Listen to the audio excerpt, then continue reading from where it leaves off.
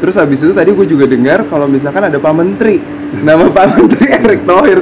Nggak, sebenarnya gini, maksud gue sebagai millennial generation nih, kita kan young generation gitu kan, gimana caranya generasi muda bisa meyakinkan sesosok Pak Menteri gitu untuk menjadi Pak mau nggak menjadi investor di startup kami nih, startup anak bangsa, startup yang baru gitu kan. Itu caranya gimana sih, Jen? Jadi ya dulu Pak Erick belum jadi menteri ya. Oke. 2016 tuh Pak Erick terkenalnya jadi ownernya Inter Milan Football Club. Oke.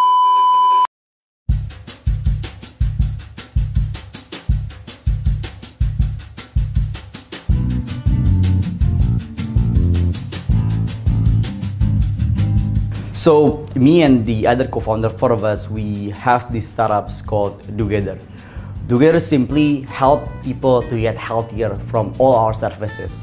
We have two B2C services right now. We have DoFit, basically enable our customers to do exercise, online booking, reservation too from our platforms.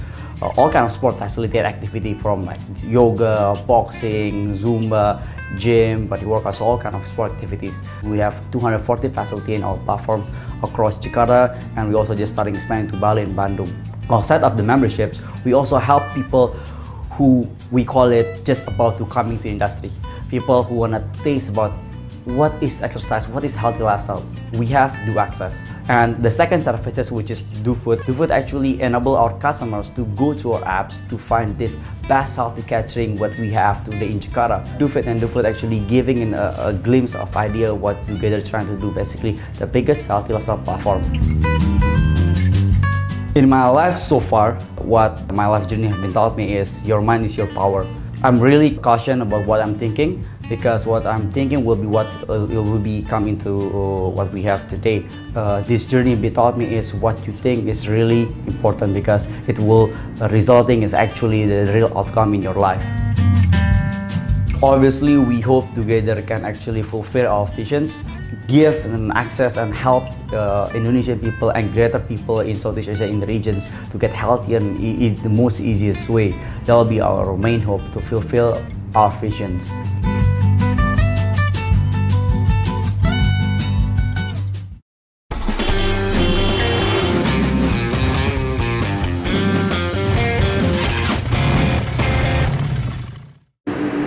Balik lagi di Desi Meetup kali ini barengan sama gue, Fahmi Latif. Kalau kita ngomongin tentang olahraga yang berbasis digital itu udah sesuai banget nih sama generasi sekarang. Hari ini gue udah barengan sama salah satu narasumber gue. Dia adalah pelaku usaha di bidang digital dan kesehatan. So please welcome teman-teman, Fauzan Ghani.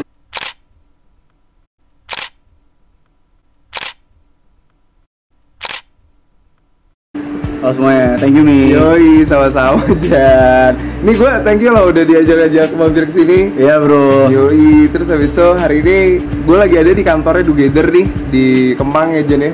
Terus habis itu hari ini kita pengen ngobrol-ngobrol seputar entrepreneur digital nih barengan sama lo nih. Jan, ceritain dikit dong awal mulanya nih proses lo mulai Dogether sampai akhirnya bisa dikenal oleh teman-teman sampai hari ini.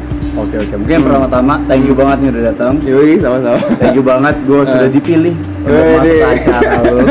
Yoi dong, pasti dong. Tersanjung banget gue pas di WA. Wah, udah welcome. Iya lah, gue bangga banget gitu. Maksudnya kayak gue ngeliat Dogether kan, karena kan gini, kita kan sebenarnya juga suka olahraga kan, suka main bola, suka main futsal. Emang belum ada platform yang emang ngewadahin untuk kita bisa booking schedule. Iya kan, salah satu background dari Dogether kan itu kan ya. Nah, coba mungkin lo bisa ceritain sedikit. Jadi gue itu start 2000 idenya start 2016. Jadi gue kebetulan gue fresh graduate, gue baru lulus. Gue kuliah di UI, gue ngambil fresh graduate, gue ngambil dual degree program. Jadi gue setengah di Indo, setengah gue di Australia.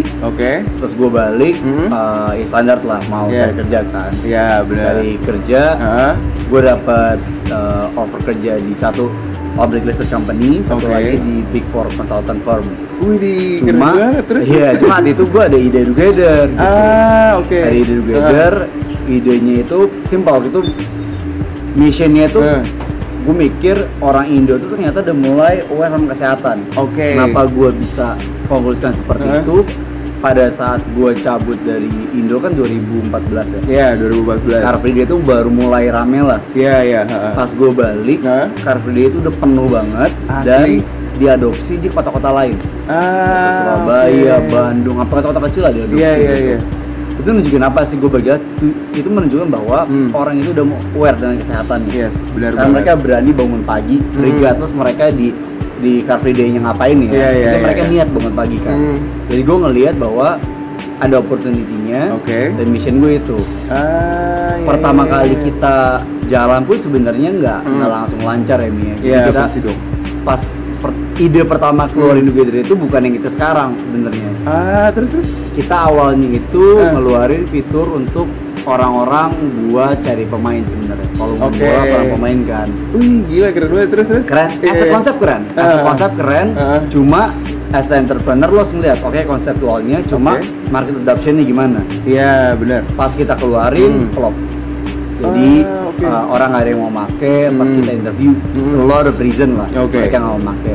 Tapi kita tetap percaya bahwa missionnya orang tuh mau sehat. Akhirnya kita through the learning proses kita, akhirnya kita pivot couple of times. Mulailah jalan Together yang seperti sekarang. Itu berarti prosesnya sekitar 2 tahun ya Jen ya? Setahun setengah lah sampai kita nemuin the actual product market fit lah contohnya ya.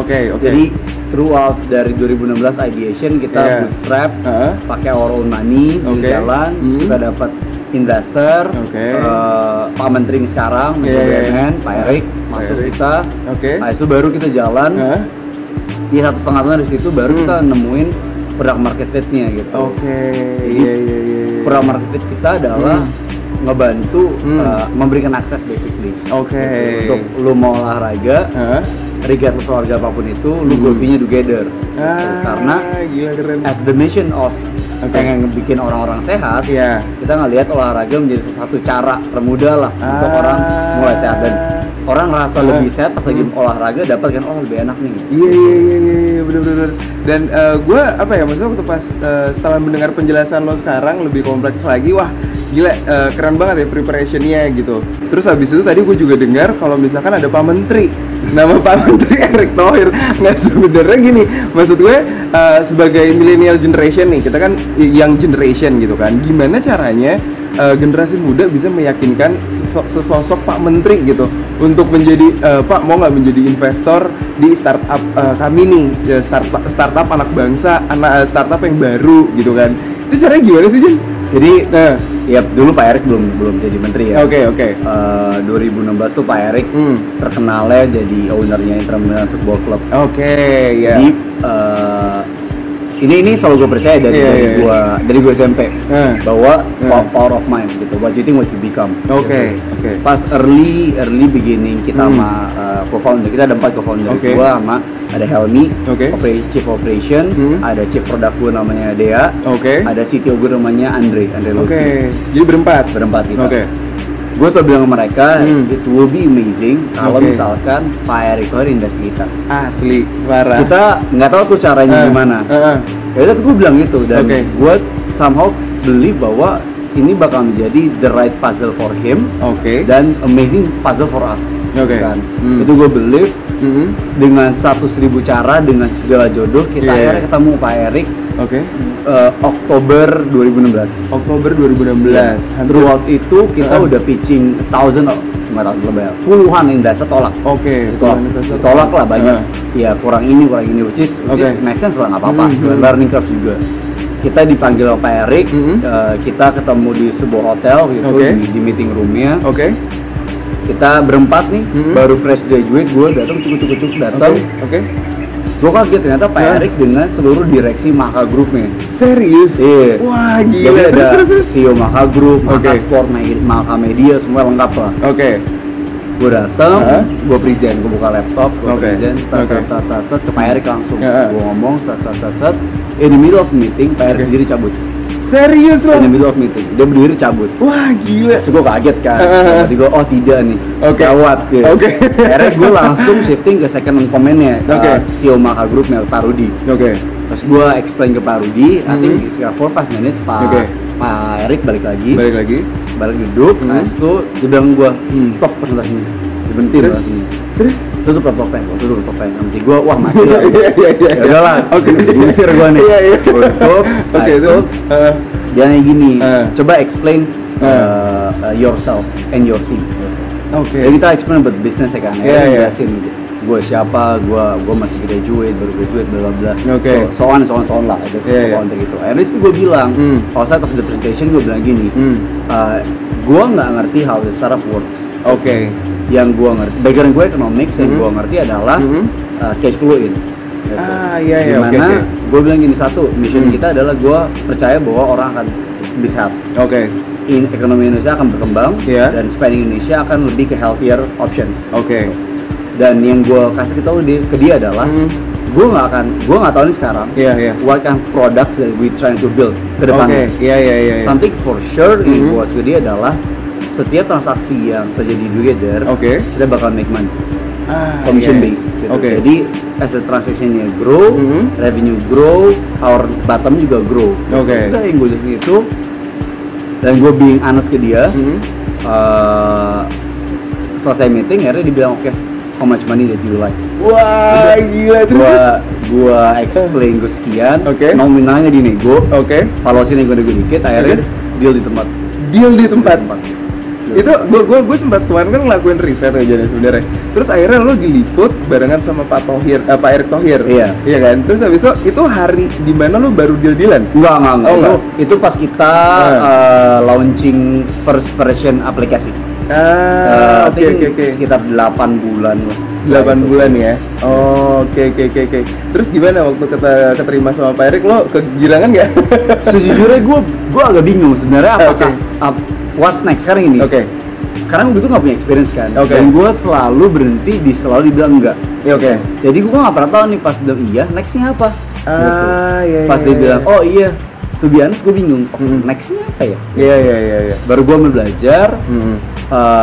Ya butuh waktu lah sampai money in the bank. Pas sampai money in the bank, gue langsung badan.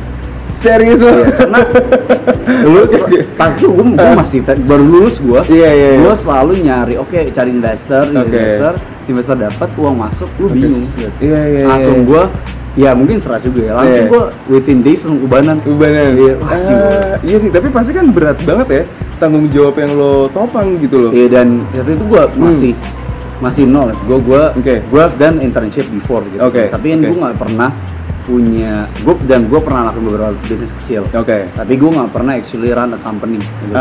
Itu pressure-nya lumayan tinggi lah. Kayak within a short term period of time, gue harus ngerti cara hire gimana, cara ngasih delegasi pekerjaan gimana, buat KPI gimana, set culture gimana, so a lot of things yang gue harus pelajarin di short period of time. Wah gila, keren. Terus habis itu dalam kurun waktu kurang lebih udah sekitar together jalan nih, hampir 2 tahun ya kan. Nah gimana respon dari Pak Erick sendiri? Alhamdulillah sih kita reach couple of milestone. Kita juga hit beberapa kesulitan lah gitu. Kita sempat ketipu. Oh sih, serius? Jadi salah satu first big check yang gue sign after investment itu ternyata gue ketipu lah. Jadi kita hire this external team for build our product. Karena gue saat itu belum punya experience, dan kita kejar deadline, gue lempar project keluar. Ya unfortunately gue ketipu, orangnya kabur. Serius, udah hilang, bener-bener hilang, kabur. Ya quite a big number juga itu. Saat itu gue langsung sekolah coding ya.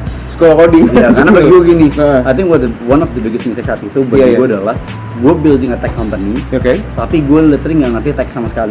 Gue nggak perlu bisa coding, cuma for sure gue harus ngerti. Akhirnya gue sekolah coding, dan gue ya sekarang kalau gue gitu sama CTO gue, sama engineering team, gue ngerti. Mungkin gue nggak bisa coding, cuma kalau kita discuss, gue ngerti. Oke. Nah, back then ke pengalaman lo sebelumnya nih, yang lo pernah kena tipu, dan akhirnya lo sekolah coding kan. Terus sekarang hasil apa yang lo tuah dari situ? Banyak sih. Satu gini, gue nggak perlu bisa semuanya, tapi gue harus ngerti bit by bit in every sector, operations, marketing, finance, tech, HR, semua gue harus ngerti bit by bit gitu. Jadi pada saat gue discussion, gue nggak tong kosong doang, dan gue bisa mengapresiasi sebenarnya tim gue ngerjain apa. Gitu. Iya. Karena kalau lu nggak ngerti misalnya teknik, lu nggak ngerti, lu mikir ya lah buat button sini gampang. Sebenarnya untuk build itu banyak infra yang existing infra yang harus dirubah atau diapa. Nah kalau lu nggak ngerti kan lu nggak bisa mengapresiasi itu. Bener. Satu yang kedua ya lebih hati-hati lah. Lebih hati-hati. Jangan gampang kayak orang presentasi, wah keren ini gini. Iya. Harus more due diligence. Gitu. Jangan terlalu make a rush decision itu sih. Iya, setuju banget gue. Karena kan kalau misalkan lo ngomongin rush decision gitu kan, itu relate ya dengan kondisi sekarang ya. Maksudnya nih kita in between nih Jan, rush decision atau slow decision atau in the right decision. Karena buat gue gue ngelewatin fase corona ini semua social standard itu kena gitu, dari segmen mana aja tuh kena. Nah lo nih sebagai CEO dan sebagai pemimpin, strategi apa atau hal apa yang lo ambil untuk ngelewatin masa pandemi seperti sekarang ini? Tuh biasanya sebelumnya gue nggak prepare apapun, nggak tahu bakal pandemi. Jadi pas lagi kita tuh tahu Indonesia bakal kena by Februari akhir. Kita udah ngeliat tiba-tiba our number turun. Di minggu terakhir Februari itu tuh udah heboh di Singapura. Kita coba regroup, kita baru early discussion kayak apa yang kita harus prepare, tiba-tiba jedar positif first case. Itu nggak lama kemudian ada one of the case itu di one of our merchant lah. Gitu. Jadi close, tutup, terus semua macam yang tutup dulu. Deep cleaning kita inget banget. Habis itu mereka buka lagi 2 hari PSBB total. Lockdown basically kan our business tutup lah. Jadi kan our merchant tutup, our business tutup. Itu lumayan gila juga, kita ngelihat our numbers tuh dropnya pap gitu. Jatuh banget ya. Akhirnya kita reach out ke our merchants, our user, our team, sama our investor gitu. Karena kan saat itu nggak ada punya playbooknya nih. Kan something new gitu. Jadi kita trying to the best as we can lah. Akhirnya kita ngeluarin dua inisiatif. Adalah satu kita keluarin di mid March. Kita keluarin sebuah website namanya di rumah aja.together.id. Itu di mana our mitra, kita punya 300 lebih mitra.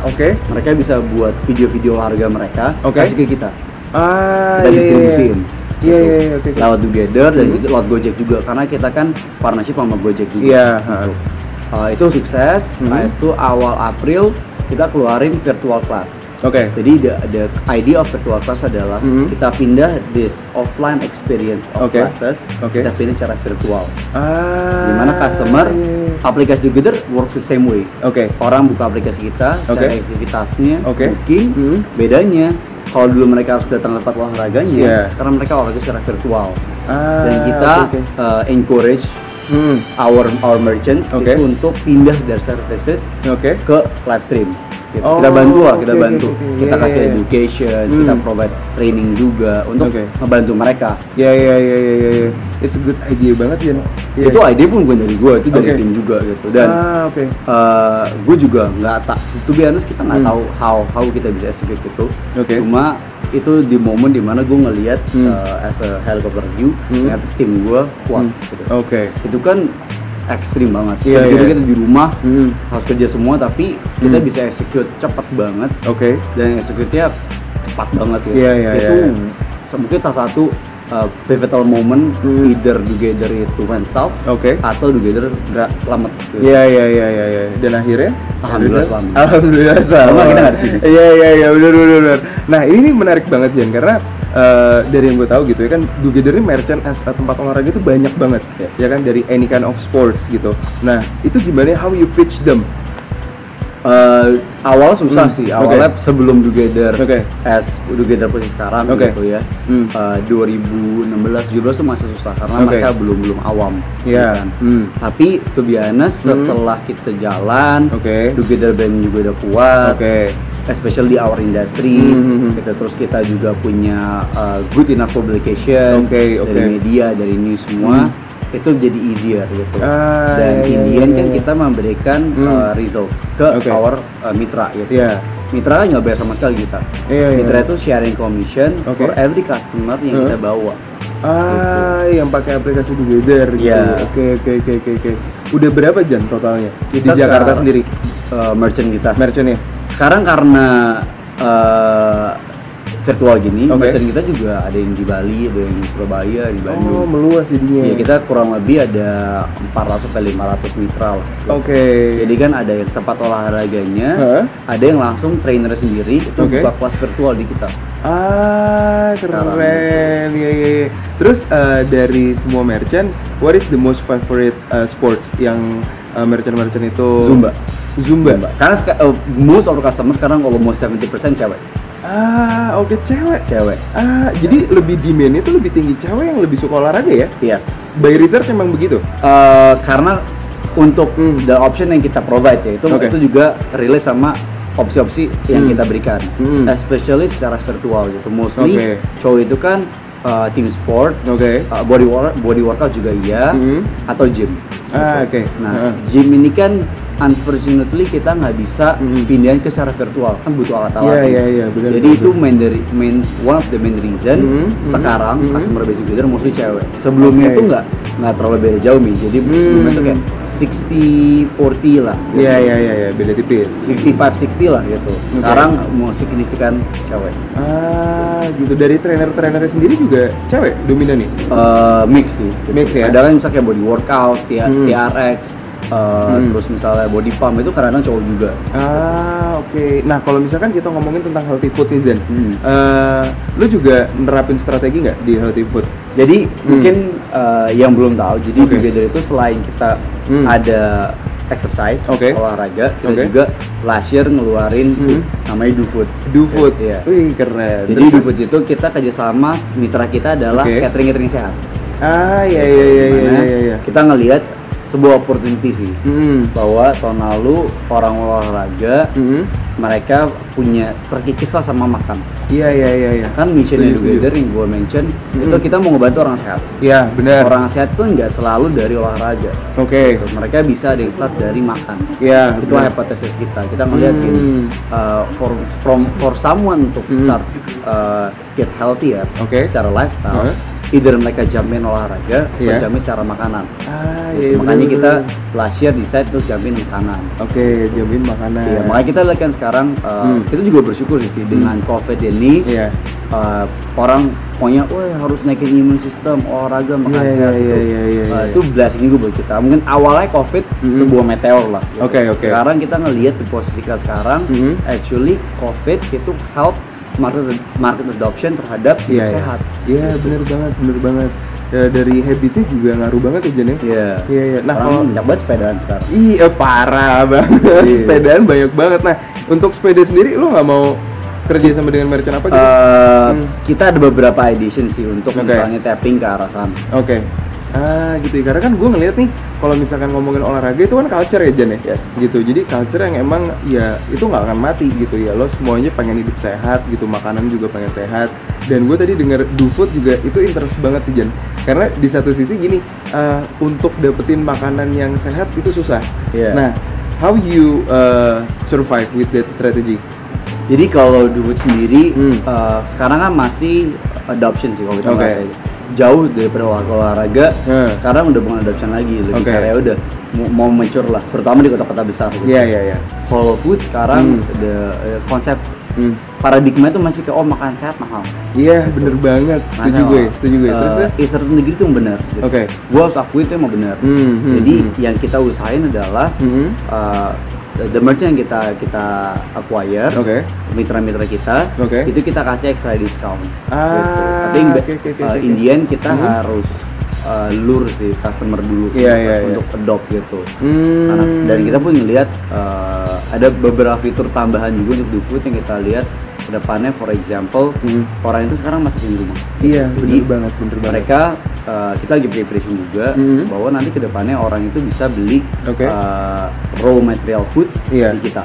Tapi udah beli ke paket. Jadi misalnya for example buat seminggu nih dia Senin mau makan ayam bakar, etc. Nanti mereka purchase by daily basis, kita akan kirim ke mereka, tapi udah bisa buat dimasak gitu. Jadi kayak frozen gitu ya? Sort of like frozen gitu. Itu kita lagi discuss sama mitra-mitra kita. Karena kita lihat trennya ke arah sana, kita share ke mitra-mitra kita. Iya. Wah gila, keren banget sih, maksud gue itu good idea banget, apalagi di masa pandemi gini aja nih. Yes. Dan kita tuh lagi pengen banget sehat dan tidak terkena virus yang paling penting, iya kan? Gitu. Nah Jan, kalau misalkan ngomongin tentang isu sosial nih, ya kan, yang kita tahu nih, kalau misalkan ada beberapa startup digital juga yang ibaratnya menipu customer-nya lah. Customer itu tertipu dan tidak menjadikan usaha dalam hal digital ini itu tuh terpercaya lagi. Nah, menurut lo, tanggapan lo tentang itu, gimana caranya mereka untuk bisa mempercayakan usaha digital? Itu sebenarnya balik ke akhlak founder sih sebenarnya. Oke. Karena regardless itu company digital atau enggak, kan, fraud itu kan ada aja. Iya. Jadi satu, kadang-kadang something yang to be true itu false. In my opinion. Jadi for example misalnya investasi sekian dapat sekian, bagi gua itu false gitu. Apalagi someone yang coming in dari economics, gua ngeliat nggak mungkin gitu. Kalau misalkan ini true, gua yakin semua orang udah tajir. Besar gitulah. Benar. Jadi kita pun sebagai consumer harus pintar. Iya, benar. Jangan kemakan clickbait doang. Itu benar banget. Yang kedua, sebagai foundernya, itu juga lo harus punya akhlak yang baik. Akhlak yang baik ya. Ujung-ujungnya akhlak ya, karena as a entrepreneur business owner, maupun apapun bisnis lo, kan, kalau akhlak lo nggak bener, ujungnya bisa fail. Iya men, setuju banget gue. Iya. Dan akhirnya sejauh ini lo sudah menemukan tim yang solid? In my opinion, gue sejujurnya belum tahu kalau tim gue solid. Gue tahu tim gue solid pas lagi kemarin COVID. Oh ternyata tim gue kuat. Iya. Di balik cobaan ada kebaikan. Iya. Asik. Sotoy banget ya. Karena gue kan pas lagi krisis. Ternyata tim gue tuh nggak getar. Tim gue malah kuat gitu. Iya. Yang mana gue bilang mereka, gue juga nggak tahu nih. Gitu. Lo ada ide-ide apa yang kita bisa lakuin? Iya. Nah kalau misalkan kita ngomongin tentang referensi nih Jan, what is your favorite entrepreneurship di Indonesia? Jelas Pak Erik lah. Pak Erik ya? Iya. Menurut gue, jadi kan gue meeting beberapa kali sama Pak Erik. Dan sebelum Pak Erik zaman menteri gitu, kita biasa monthly business meeting gitu. Kalau gue ngeliat, kenapa gue bisa bilang akhlak gitu? Karena bagi gue, cara Pak Erik keluarnya gitu. Iya. Itu tuh clear gitu. Berarti no fasi bisnis lah, ribet-ribet gitu. Iya. Lu minta sekian, gua minta sekian, equity sekian, gini, lu modelnya apa gitu, langsung aja gitu. Iya. Dan itu tuh gue lihat turun ke the whole team gitu, karena kan gue sering discuss sama Pak Erik sekarang, especially gitu. Dan kelihatan culture-nya di setup sama Pak Erik turun ke bawah sama. Oke. Tapi sekarang untuk discuss dengan Pak Erik sendiri, lo belajar dengan Pak Erik sendiri? Sekarang sih udah susah. Udah susah ya? Iya, since ya dari sebelum Pak Erik jadi ketua pemenang tuh udah tough lah. Apalagi kan itu udah politikal juga kan. Gue nggak mau put kalau gue sana nanti terkesan politikal kan. Gue bisnis aja. Iya. Nah terus habis itu kalau misalkan kayak gitu Jan, kepercayaan lo yang dikasih Pak Erik itu gede banget tuh ya pastinya. Nggak cuma Pak Erik sih, ke semua investor kita. Kita kan kita ada multiple investor gitu. Kenapa gue bilang akhlak? Gue selalu share semuanya gitu. Dan menurut gue, dan itu menurut gue menyelamatkan kita pas lagi krisis kemarin. Benar banget. Karena gue selalu share ke mereka, kita bengek semua detail. Pas kemarin kita kena meteor, gitu kan, ya gue jelasin situasi gini, dan mereka bantu gitu. Jadi gue nggak yang gue bilang nggak semua oke. Gue bilang nggak, semua nggak oke. Ini situation, ini dampaknya kalau misalnya kita nggak kayak gini, gue bilang oke. What is your opinion gitu to other shareholder gitu. Iya, bener. So, kalau misalkan what is come to your mind, kalau misalkan ada kata-kata nih Jan, 40 under 40. Gimana tuh? Masih muda ya?